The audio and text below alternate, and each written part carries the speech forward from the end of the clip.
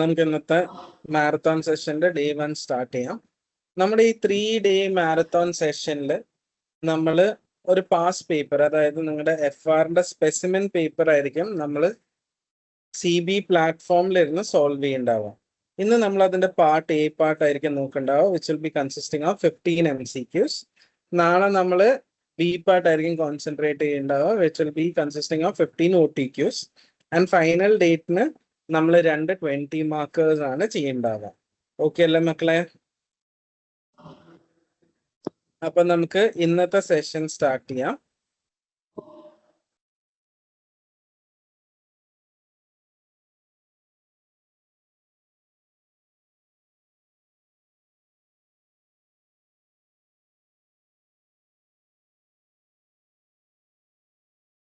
എല്ലാവർക്കും സ്ക്രീൻ കാണാൻ പറ്റുന്നുണ്ടോ മക്കളെ?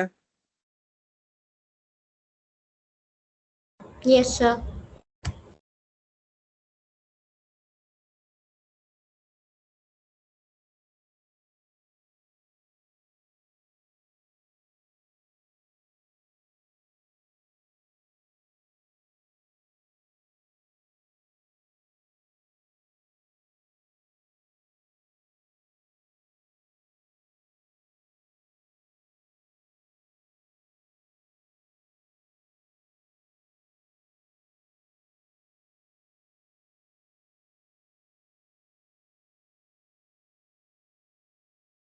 മക്കളെ സ്ക്രീൻ എല്ലാവർക്കും ക്ലിയർ ആണ്? ഞാൻ ഇത്രയും കൂടി സൂം ചെയ്തിട്ടുണ്ട്, എല്ലാവരും കറക്റ്റ് ആയിട്ട് കാണുന്നുണ്ടല്ലോ? Yes, sir. Yes, sir.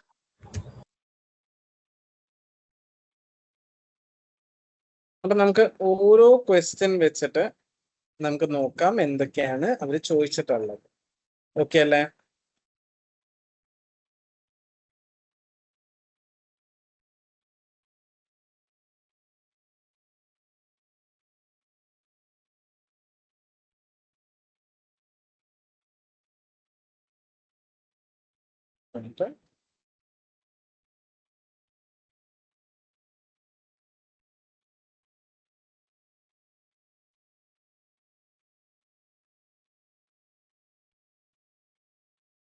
അപ്പൊ നമ്മുടെ ആദ്യത്തെ ക്വസ്റ്റ്യൻ തന്നെ നമ്മളോട് ചോദിച്ചിട്ടുള്ളത്, consolidated financial statements are presented on the basis that the companies within the group are treated as if they are a single economic entity. അപ്പൊ അവർ പറയുന്നത് കൺസോളിഡേഷൻ പ്രസന്റ് ചെയ്യുന്ന രീതി എങ്ങനെയാണ്? ആ രണ്ട് കമ്പനീസ് ഒന്നായ പോലെയാണ്. Which two of the following are requirements of preparing consolidated financial statements? അപ്പൊ ഏതൊക്കെയാണ് കൺസോളിഡേറ്റഡ് ഫിനാൻഷ്യൽ സ്റ്റേറ്റ്മെന്റ്സ് ഉണ്ടാക്കുമ്പോൾ ഉള്ള റിക്വയർമെന്റ്സ് എന്നാണ് ചോദിക്കുന്നത്. All subsidiaries must adopt accounting policies of the parent in their individual financial statements ചെയ്യണം നിർബന്ധമുണ്ടോ? ഇല്ല. കാരണം ഇൻഡിവിജ്വൽ ഫിനാൻഷ്യൽ സ്റ്റേറ്റ്മെന്റ്സിൽ different companies are considered as different companies. Okay അല്ലേ? Yes, sir. ഇതുവരെ ഓക്കെ ആണോ മക്കളെ? Yes, sir. അപ്പൊ എ അല്ല, subsidiaries with activities which are substantially different from the activities of other members of the group should not be consolidated. അങ്ങനെയാണോ? പാരന്റും subsidiary ഒരേ പണി എടുത്തിട്ടുണ്ടാവണം എന്നുള്ള നിർബന്ധം ഉണ്ടോ? ഇല്ല. ഒരേ സെക്ടറിലുള്ളതായിരിക്കണം എന്ന് ഇല്ല. അപ്പൊ ഈ രണ്ടെണ്ണം എന്തായാലും തെറ്റാണെങ്കിൽ ഈ രണ്ടെണ്ണല്ല ബാക്കിയുള്ളോ? എന്നാലും ഇത് എന്താണെന്ന് നോക്കാം. All entity financial statements within the group should normally be prepared for the same accounting year prior to consolidation. അതുകൊണ്ടാണ് നമ്മൾ ഈ 6/12 കാര്യങ്ങളൊക്കെ എടുക്കുന്നത്, ഏകദേശം സിമിലർ ആക്കി വെക്കാൻ വേണ്ടിയിട്ടാണ്. Unrealized profits within the group must be eliminated. അല്ലേ? ഇതുവരെ ഓക്കെ ആണല്ലോ മക്കളെ? ഇതിൽ എന്തെങ്കിലും ഡൗട്ട് ഉണ്ടോ?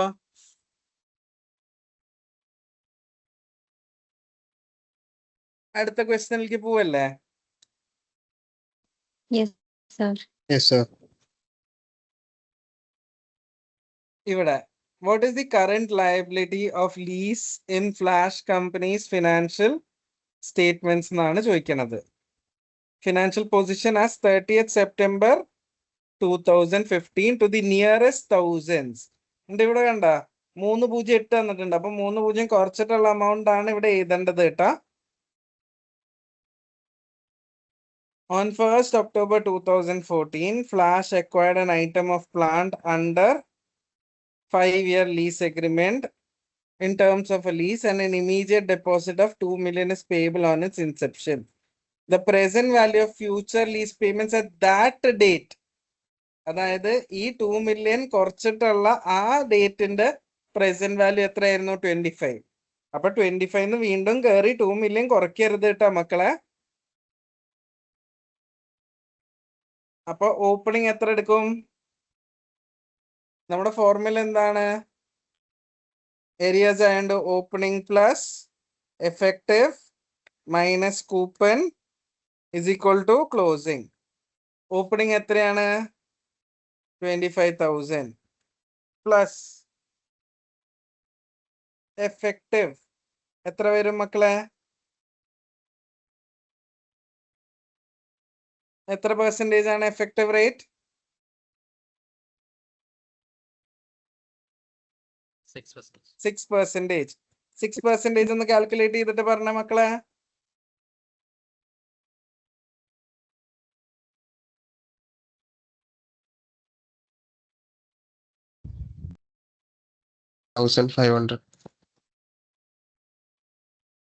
$1,500 മൈനസ് 6,000 എത്ര വരും?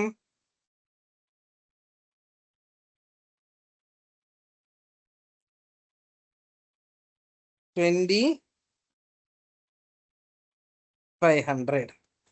2,500 അടുത്ത കൊല്ലം കൂടി സോൾവ് ചെയ്യണ്ടേ കറണ്ട് കണ്ടുപിടിക്കണമെങ്കിൽ? 2,500 6% എത്ര മക്കളെ? 1,230. 230 ആണോ? അതെ അതെ. മൈനസ് 6,000 എത്ര വരും?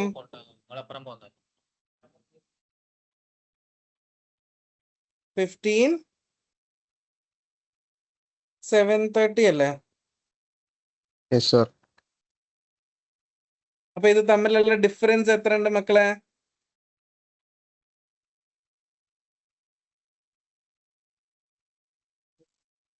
4,770. ഓക്കെ അല്ലേ? ഇതാണ് നോൺ കറന്റ് ലയബിലിറ്റി. ഇത് തമ്മിലുള്ള ഡിഫറൻസ് കറന്റ് ലയബിലിറ്റി. ഓക്കെ ആണോ? So second year opening 20,500 എഴുതണ്ട. ഞാൻ എഴുതിയപ്പോ തെറ്റിയാ? ഓക്കെ 25,000 എഴുതി. അയ്യോ ആ 20,500 ആണ് എഴുതി വന്നപ്പോ തെറ്റിപ്പോയതാട്ടോ.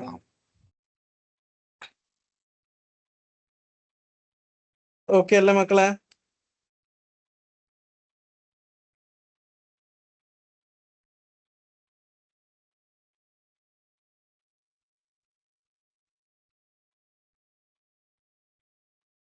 ഇതിൽ ആർക്കെങ്കിലും ഡൗട്ട് ഉണ്ടോ? അടുത്തേക്ക് പോയാലോ?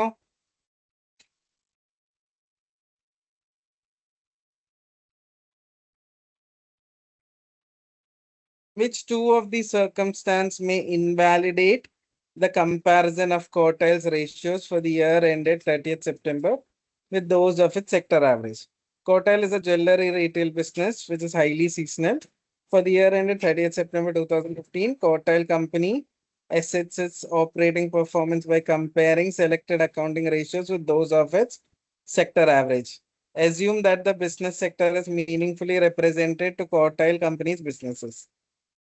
ഇതിന് ഏതാണ് നമ്മൾക്ക് ക്വാർട്ടൈലും സെക്ടർ ആവറേജും കമ്പയർ ചെയ്യാൻ സമ്മതിക്കാത്തതെന്നാണ് ചോദിക്കണത്. ഓക്കെ അല്ലേ?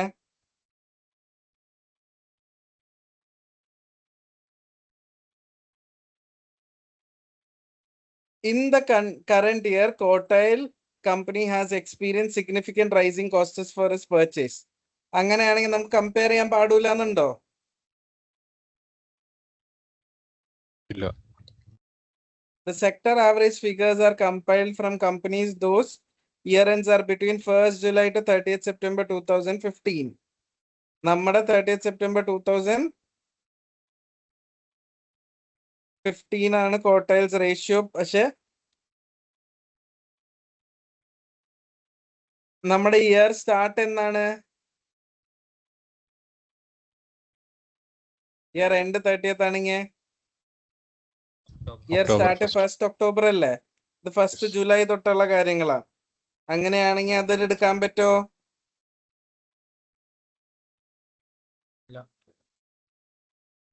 മക്കളെ ആവറേജ് എടുക്കുമ്പോ തുടക്കം തൊട്ടുള്ള ആവറേജ് നോക്കണ്ടടാ.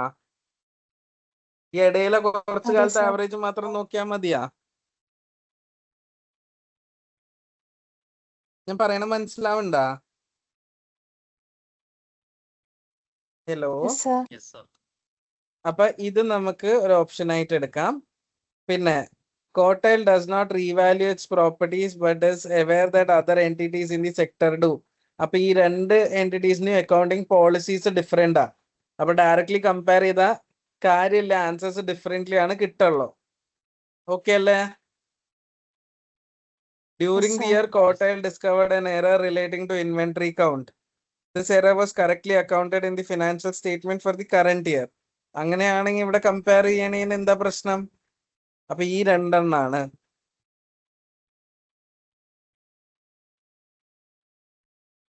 അടുത്തത് identify by clicking on the relevant box in the table below whether each of the following statements regarding faithful representation is true or false. Charging the rental payment for an item of plant to profit or loss where rental agreement meets the criteria for right to use of asset is an example of faithful representation. Faithful representation ആണോ? No. Faithful representation തന്നെ അസറ്റിനെ asset ആയിട്ട് കാണിക്കുക, ലയബിലിറ്റിനെ liability ആയിട്ട് കാണിക്കുക എന്നുള്ളതാണ് ലീസില്. Okay അല്ലേ? Yes, sir. Including a convertible loan note in the equity on the basis that the holders are likely to choose the equity option on conversion is an example of faithful representation. ആണോ?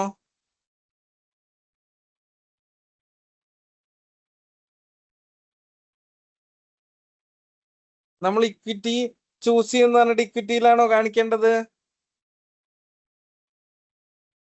നമ്മൾ convertible loan note കിട്ടിയ രണ്ടും split ആക്കൂലേ തുടക്കത്തിൽ? എന്തായിട്ട്? Debt and equity. Equity non equity liability ആയിട്ട് split accounting എന്ന് പറയും.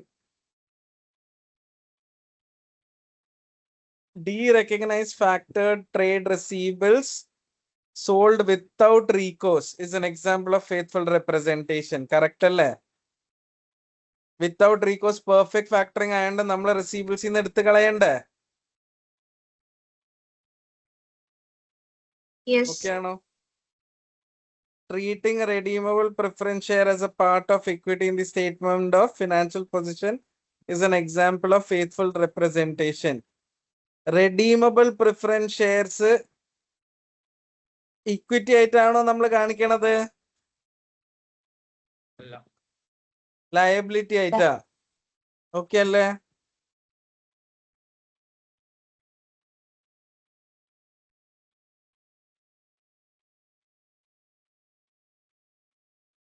അടുത്തത്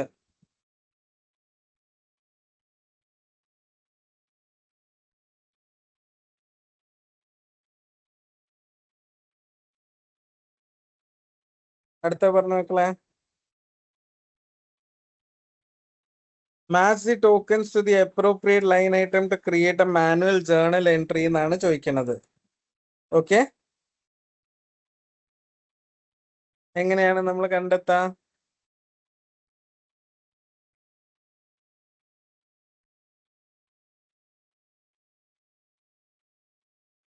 A parent sells goods to 80% on subsidiary during the financial year, some of which remain in the inventories at the year end. അപ്പൊ പറഞ്ഞേ, എങ്ങനെയായിരിക്കും നമ്മുടെ journal entry വരേണ്ടത്? എന്തിലൊക്കെ വരും? Group retained earnings. Group retained ഏർണിങ്സിൽ വരും. ഓക്കെ, പിന്നെ ഏതിൽ വരും? ഇൻവെന്ററീസ്. ഇൻവെന്ററിയിൽ വരും. ഏതിൽ Inventories. വരൂല? NCA വരോ? NCA. ഇല്ല. ഇല്ല. ഇൻവെന്ററിന്ന് കുറയ്ക്കല്ലേ വേണ്ടത്, അപ്പൊ ഇൻവെന്ററി ക്രെഡിറ്റ് ചെയ്യാ. റീറ്റെയിൻഡ് ഏർണിങ്സിൽ നിന്നും കുറയ്ക്കല്ലേ വേണ്ടത്, അപ്പൊ റീറ്റെയിൻഡ് ഏർണിങ്സ് ഡെബിറ്റ് ചെയ്യാ. ഓക്കെ അല്ലേ? Yes, sir.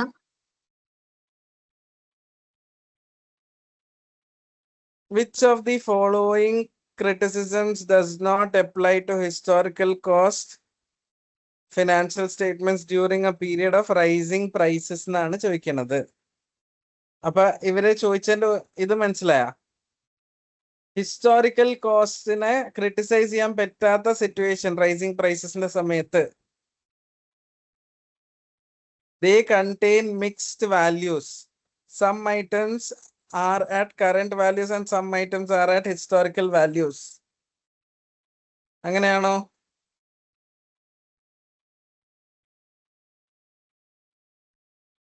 Mixed വാല്യൂസിലായിരിക്കും എടുക്കണ്ടാവാ.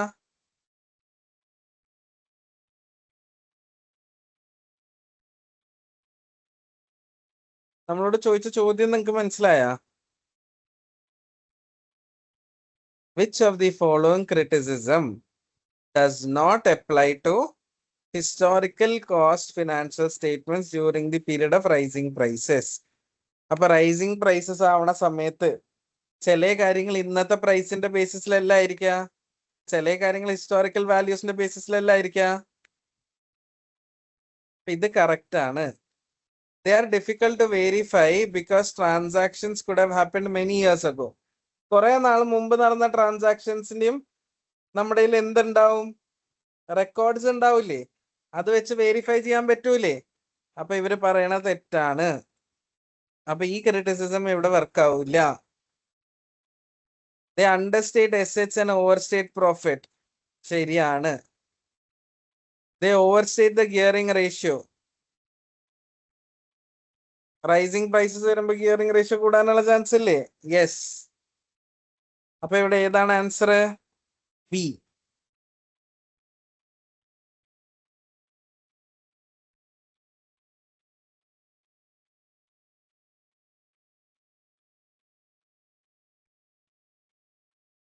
What is the provision which K company would report in its statement of financial position at 30 September 2015 in respect of its oil operations? എങ്ങനെയായിരിക്കും?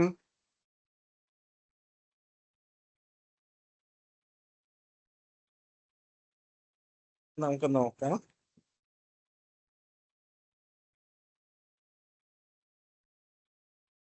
അവര് പറഞ്ഞത് എന്താണ്? K commenced drilling of oil. K is required to dismantle the drilling equipment at the end of 5 years. Thus estimated 30 million on 30 September 2019. അതായത് 5 കൊല്ലം കഴിഞ്ഞിട്ടുള്ള value ആണ് 30 million എന്ന് പറയുന്നത്. അതിന് ഇന്ന് പ്രസന്റ് വാല്യൂലോട്ട് ആദ്യം ആക്കണം. ഓക്കെ അല്ലേ? എങ്ങനെ പ്രസന്റ് വാല്യൂലോട്ട് ആക്കാം മക്കളെ? 30,000 into 0.68 അല്ലേ?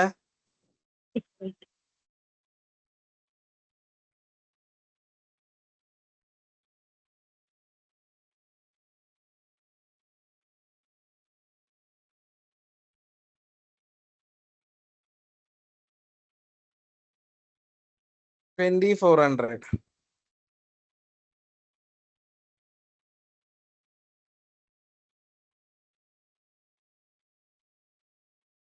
അതിൽ നമ്മളോട് ചോദിച്ച പ്രൊവിഷൻ ഏത് ഡേറ്റിന്റെ ആണ്? 30 സെപ്റ്റംബർ 2015. അപ്പൊ ഒരു കൊല്ലം കഴിഞ്ഞു. ഒരു കൊല്ലം കഴിഞ്ഞു കഴിഞ്ഞാൽ നമ്മൾ എന്ത് ചെയ്യാ? ഇതുമേ ഇൻട്രസ്റ്റും കൂടി ആഡ് ചെയ്യാ. എത്രയാ? 2,400 ഇൻറ്റു എത്ര പെർസെൻറ്റേജ്? 8%. എത്ര വരും? ഒന്ന് കാൽക്കുലേറ്റ് ചെയ്തിട്ട് പറഞ്ഞേ. 1,632. 1,632. 32. അപ്പൊ ഇന്ന് നമ്മുടെ ടോട്ടൽ എത്ര വരും? 2400 പ്ലസ് 1632. 22032. 22032. ഇവിടെ ഏത് ഓപ്ഷൻ ആണ്? 22.03. ഓക്കെ അല്ലേ?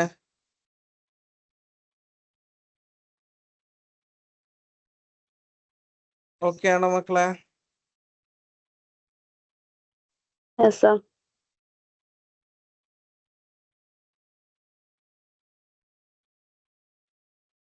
Which of the following is an example of intangible asset that may be recognized separately from goodwill in the group's consolidated financial statement at the date of acquisition of a new subsidiary?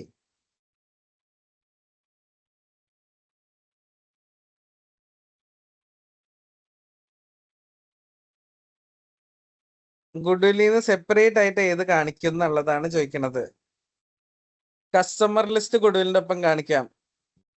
Contingent asset of a subsidiary from which parent believes future economic benefit എന്ത് ചെയ്യാൻ പറ്റും?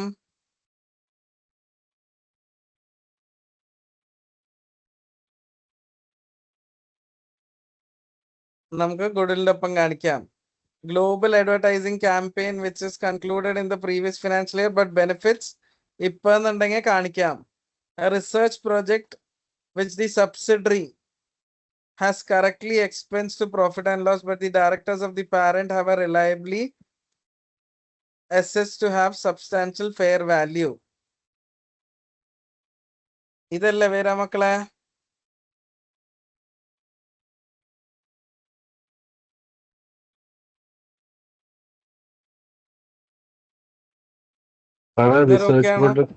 Research project P&L അല്ലേ പോവാ? ഏതാടാ? Research research cost ഇവിടെ കണ്ട അവര് പറയണത്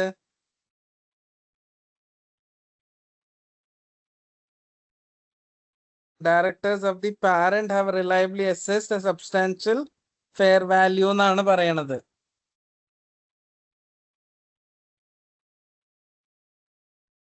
ഓക്കെ, അതിനർത്ഥം എന്താ?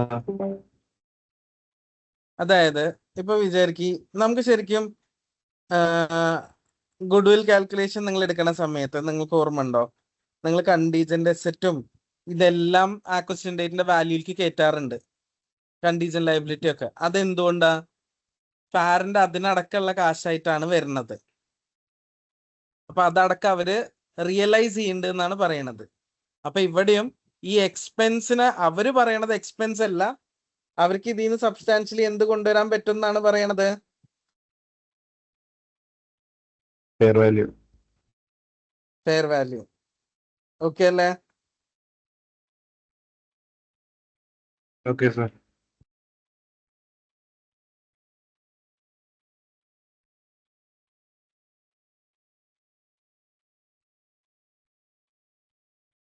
അപ്പൊ ഈ സാധനം നമുക്ക് സെപ്പറേറ്റ്ലി കാണിക്കാൻ പറ്റും എന്നാണ് പറയുന്നത് ഗുഡ്വില്ലിന്റെ ഒപ്പം ഗ്രൂപ്പ് കൺസോളിഡേറ്റഡ് ഫിനാൻഷ്യൽ സ്റ്റേറ്റ്മെന്റ്സിൽ. മറ്റേതൊക്കെ അതിന്റെ ഒപ്പം കയറി വരുന്നതാണ്.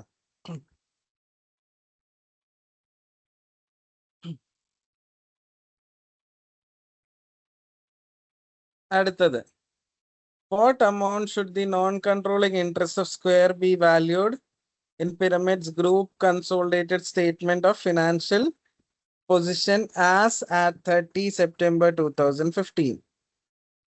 അപ്പൊ ഇവിടെ നമ്മളോട് ചോദിച്ചിരിക്കുന്നത് എന്താണ്? NCA എങ്ങനെ വാല്യൂ ചെയ്യുന്നതാണ് ചോദിച്ചിരിക്കുന്നത്. NCA എങ്ങനെ വാല്യൂ ചെയ്യാ? ഫിനാൻഷ്യൽ പൊസിഷനിൽ working not number 4. Working not number 4 എങ്ങനെയാണ് ചെയ്യാ മക്കളെ? Fair value of NCA at acquisition.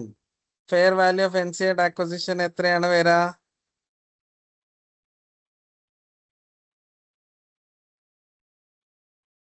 പറഞ്ഞേ. നമ്മൾ എത്ര മില്യൺ ഷെയർസ് ഉണ്ടായിരുന്നു? 9 million ഷെയർസ് ഇൻറ്റു എത്ര പെർസെൻറ്റേജ് ആണ് നമുക്ക്? 20% ഇൻറ്റു എത്രയാണ് വാല്യൂ പെർ ഷെയർ? 3.5. അപ്പൊ 6300 വരും. എന്ത്? ഫെയർ വാല്യൂ ആറ്റ് ആക്വസിഷൻ. ഇതുവരെ ഓക്കെ ആണോ? ഞാൻ ഇവിടെ എഴുതാം 6300. അത് കൂടാണ്ട് അതിലേക്ക് എന്തും കൂടി വരും? PRE വരൂലേ? പ്രോഫിറ്റ് എത്ര ഉണ്ട്?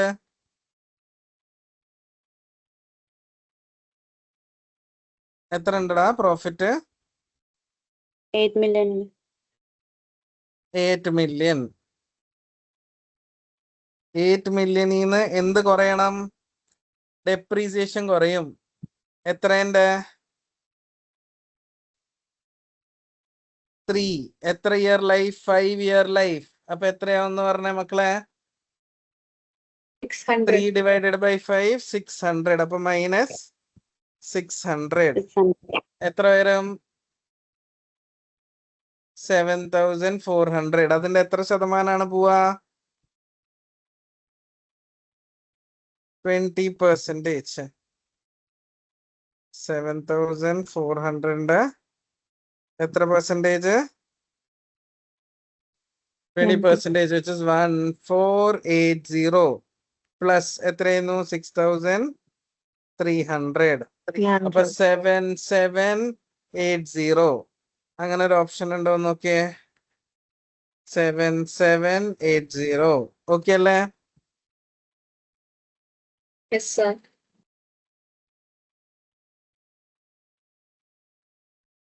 അടുത്തത് Caddy company acquired ഇവിടെ calculate carrying amount on investment in Amble company in Caddy's group consolidated financial position. Caddy company acquired 240 of Amble's 800 ordinary shares. അപ്പൊ എത്ര ശതമാനാണ് വാങ്ങിയിട്ടുള്ളോ? 30%. 30%. അപ്പൊ ഇത് അസോസിയേറ്റ് അല്ലേ? അസോസിയേറ്റിനെ എങ്ങനെയാണ് നമ്മൾ സോൾവ് ചെയ്യാ മക്കളെ?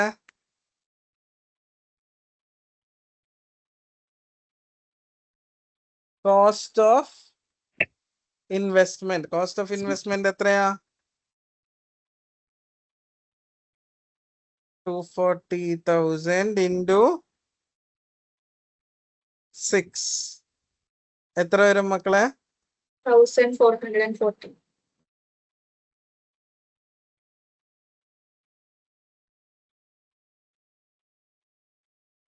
എത്ര? 1440 40. 000 അല്ലേ? 240 into 6. Yes, sir. 3 zeros കുറച്ചിട്ട്. ഓക്കെ, അടുത്തത് ഇതില് പിന്നെ എന്തൊക്കെ കാര്യം വരണം മക്കളെ? Share of Profit. Profit. Share of profit എത്ര പേരുണ്ട്? 400. 30%.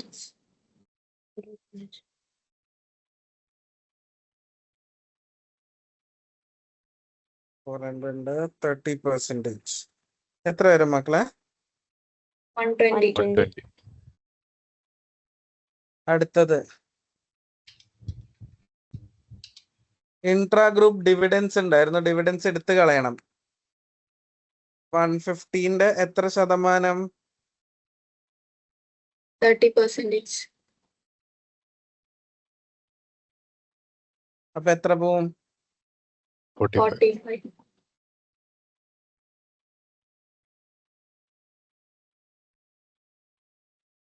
അപ്പൊ ടോട്ടൽ ആൻസർ എത്ര വരും? 1515.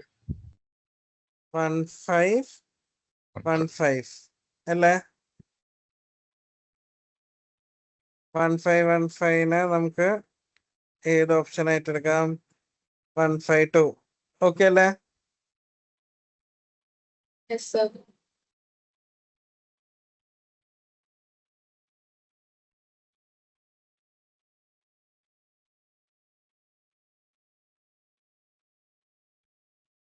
Match the tokens appropriate category based on whether cost should be capitalized in the initial carrying amount of the item of plant എന്നാണ് ചോദിക്കുന്നത്. Initial carrying അമൗണ്ടിൽ include ചെയ്യണം, initial carrying അമൗണ്ടിൽ ഇൻക്ലൂഡ് ചെയ്യാത്തത്. The cost of transportation of plant to the factory ready to use ആവണേറ്റ് മുമ്പത്തെ cost അല്ലേ? അപ്പൊ ഇത് ഇൻക്ലൂഡ് ചെയ്യണോ വേണ്ടയോ? include, the cost of 3-week training, exclude, the cost of installing new power supply Include. required to operate the plant, include, ready to use ആക്കാനുള്ളതാണ്. Maintenance പറ്റോ? ഇല്ല. ഇല്ല. ഇത് ഭയങ്കര സിമ്പിൾ സാധനമായിരുന്നു. അപ്പൊ കുറെ ഡിഫിക്കൽട്ട് ക്വസ്റ്റ്യൻസിന് ഇടയിൽ സിമ്പിൾ ക്വസ്റ്റ്യൻസ് അവർ ഇട്ടിട്ട് തന്നെയാണ് പോണത്. നമുക്ക് ഇവിടെ കാണാൻ കിട്ടിയ ഒരു മിക്സ് ഉണ്ട്. ഓക്കെ അല്ലേ?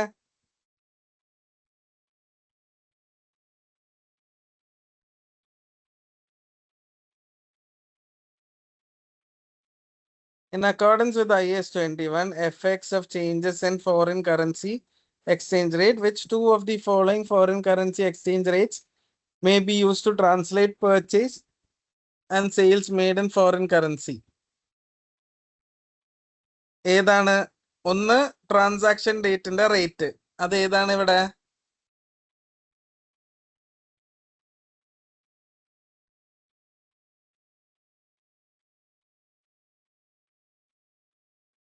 Spot rate at the day at purchase or sale took place. പിന്നെ ഏത് പറ്റും? Spot rate beginning of the accounting period പറ്റോ? ഇല്ല. ഇല്ല, end of the accounting period പറ്റോ? ഇല്ല. ആവറേജ് പറ്റും. അത് എന്തുകൊണ്ട് പറ്റും? ഈ സാധനം പറഞ്ഞുകൊണ്ട് മാത്രം പറ്റും. ഇവിടെ എന്തില്ല? സിഗ്നിഫിക്കന്റ് ഫ്ലക്ച്വേഷൻസ് ഇല്ല. ഓക്കെ അല്ലേ?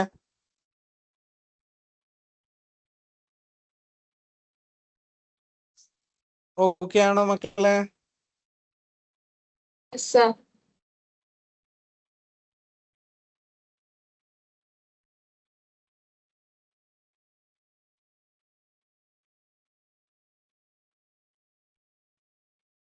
അടുത്ത ക്വസ്റ്റ്യൻ.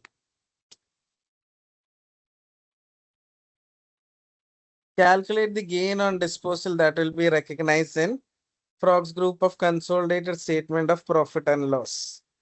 അപ്പൊ consolidated statement of profit and ലോസിലെ ഡിസ്പോസൽ ആണ് കാൽക്കുലേറ്റ് ചെയ്യേണ്ടത്. മക്കളെ എങ്ങനെ കാൽക്കുലേറ്റ് ചെയ്യും പറഞ്ഞേ?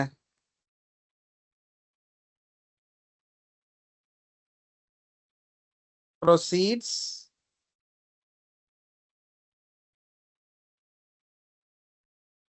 അതിൽ നിന്ന് എന്ത് കുറയ്ക്കണം?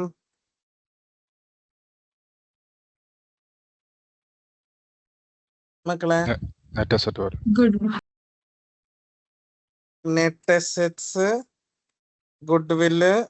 ആ നെറ്റ് അസറ്റ്സ് പ്ലസ് ഗുഡ് വില്ലിൽ നിന്ന് NCI എന്ത് ചെയ്യണം? മൈനസ് ചെയ്തിട്ടുള്ള എമൗണ്ട് വേണം പ്രൊസീഡ്സ് നിന്ന് കുറയ്ക്കാൻ, to get gain or loss. ഇനി ഇത് ഓരോന്ന് നോക്കാം നമുക്ക്. പ്രൊസീഡ്സ് തന്നിട്ടുണ്ടോ?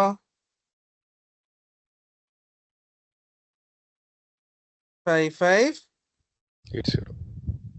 80 ഡയറക്ട്ലി തന്നിട്ടുണ്ട്. നെറ്റ് അസറ്റ്സ് തന്നിട്ടുണ്ടോ? തന്നിട്ടുണ്ട്. എത്രയാ? 64. 64. ഗുഡ് വില്ല് തന്നിട്ടുണ്ടോ?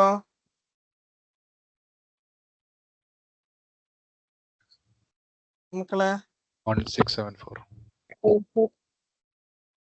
1674 അല്ലേ? ഉം. NCA തന്നിട്ടുണ്ടോ? 900 അല്ലേ? അതെ. അപ്പൊ 4464 പ്ലസ് 1674 മൈനസ് 900 എത്ര വരും? 5238. 5238. ഈ 5238ന്റെ സാധനമാണ് 5580 വിറ്റത്. അപ്പൊ ലാഭല്ലേ? എത്രയുണ്ട് ലാഭം? 348, ഓക്കെ ആണോ?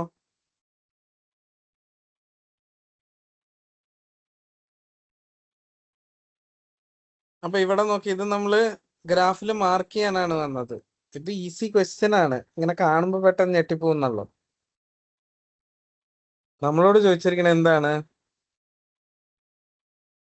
Graph below both basic and diluted EPS per share. നമ്മളോട് ഡൈല്യൂട്ടഡ് EPS കാൽക്കുലേറ്റ് ചെയ്തിട്ട്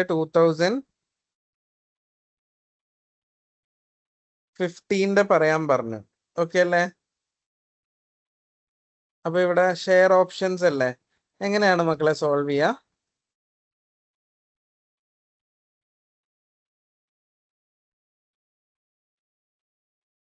മക്കളെ എങ്ങനെയാ സോൾവ് ചെയ്യുക? പ്രോഫിറ്റ് എത്രയാ?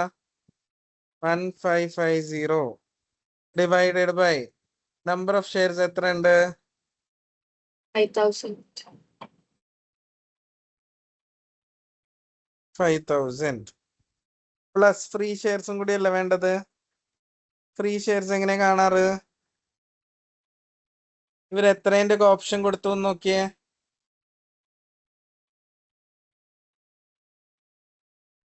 No new shares were issued. There were outstanding share options which had a diluted equivalent effect of 1.2 shares. അപ്പൊ 1.2 shares ആണ് free shares. അത് directly തന്നു. അപ്പൊ നമ്മുടെ EPS എത്രയാ മക്കളെ? 15506 ഡിവൈഡഡ് ബൈ 6200 എത്ര വരും? 0.25. അപ്പൊ 0.25 ആണ് ഇവിടെ മാർക്ക് ചെയ്യേണ്ടത്.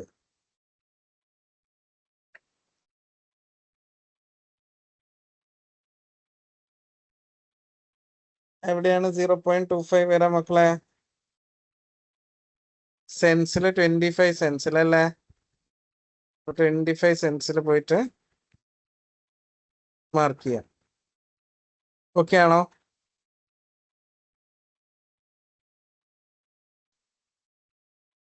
ഓക്കെ ആണോ മക്കളെ? Yes, sir. Yes.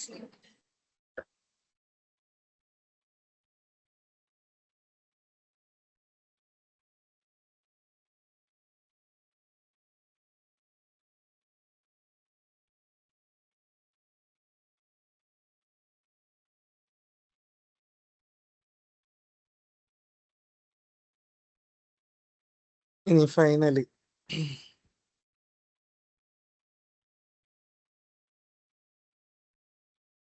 നമ്മളോട് ഇതില് inventory days, receivable days, trade payable days ആണ് ചോദിച്ചിട്ടുള്ളത്. അത് ആഡ് ചെയ്യണോ, പ്ലസ് ചെയ്യണോ, മൈനസ് ചെയ്യണോ? ക്യാഷ് സൈക്കിൾ കാണാൻ വേണ്ടിയിട്ട്. ഇനി ഓരോ ഡേയ്സ് നമുക്ക് കാണാം മക്കളെ. പറഞ്ഞ എങ്ങനെ കാണാ? റിസീവബിൾ ഡേയ്സ് ഒന്ന് പറഞ്ഞ എങ്ങനെ കാൽക്കുലേറ്റ് ചെയ്യാ?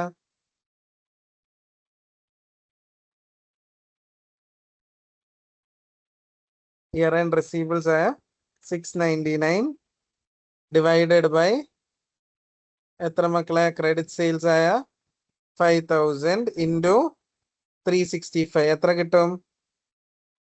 51 days. അപ്പൊ receivable days 51 days. Inventory days എങ്ങനെ കാണാം മക്കളെ?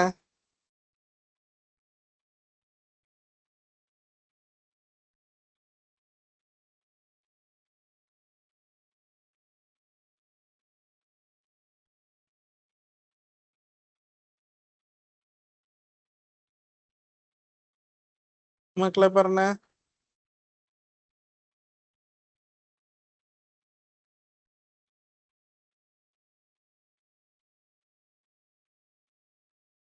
എന്നാ ട്രേഡ് പേയബിൾ ഡേയ്സ് എങ്കിലും കണ്ടുപിടിക്കാൻ പറ്റോ? പേയബിൾ ഡേയ്സ് എങ്ങനെ കാണാ?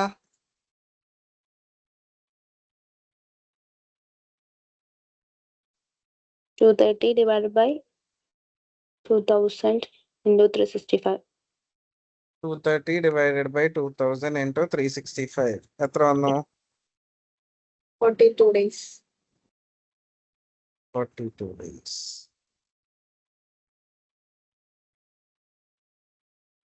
ഇതുവരെ ഓക്കെ ആണോ?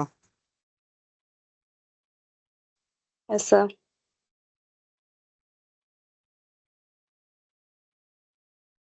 ഇനി ഇൻവെന്ററി ടേൺ ഓവർ ഡേയ്സ് കണ്ടുപിടിക്കാൻ പറ്റുമോ നോക്കിയേ. ഇൻവെന്ററി ടേൺ ഓവർ തന്നിട്ടുണ്ടല്ലോ, എത്രയാ? 6 ടൈംസ് ആണ് അല്ലേ? അപ്പൊ അതിന്റെ ഡേയ്സ് എങ്ങനെ കണ്ടുപിടിക്കാൻ പറ്റാ? 365 ഡിവൈഡഡ് ബൈ 6 ചെയ്യാം. എത്ര കിട്ടും?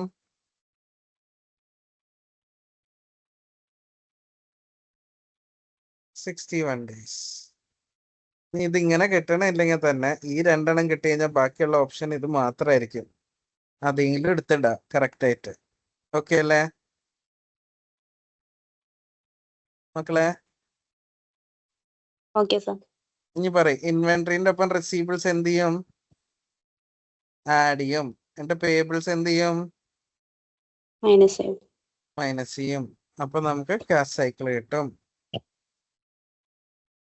ഓക്കെ,